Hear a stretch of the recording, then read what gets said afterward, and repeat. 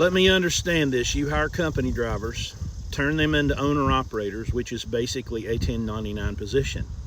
Yeah, a legitimate 1099 position. So we have a business, Blue Ribbon Logistical Solutions, LLC. We have employees. Employees are paid on a W-2. Landstar, or Bennett, or Mercer, or whoever, the carrier pays Blue Ribbon. It pays each truck and each trailer.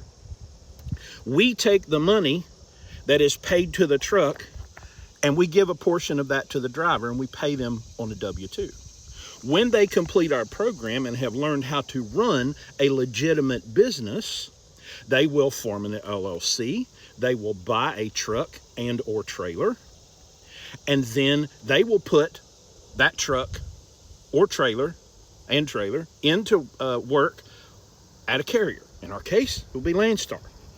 Landstar will pay their truck.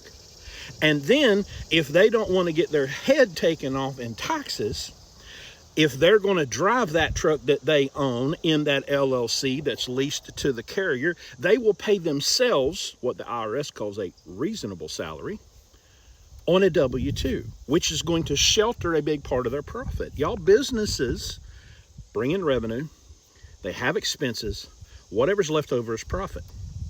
So when you set up a legitimate business, if you're going to be a single truck owner operator under your own numbers or leased to a carrier, doesn't matter.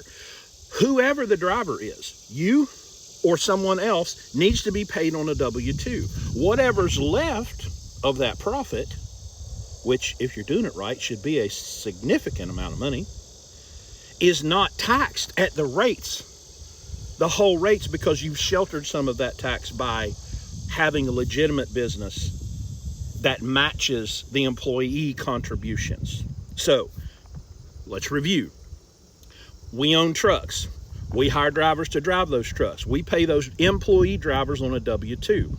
Those employee drivers should then go on to start an LLC, buy a truck, put that truck to work, pay themselves on a W-2, and then at the end of the year, whatever is profit is taxed at a smaller amount.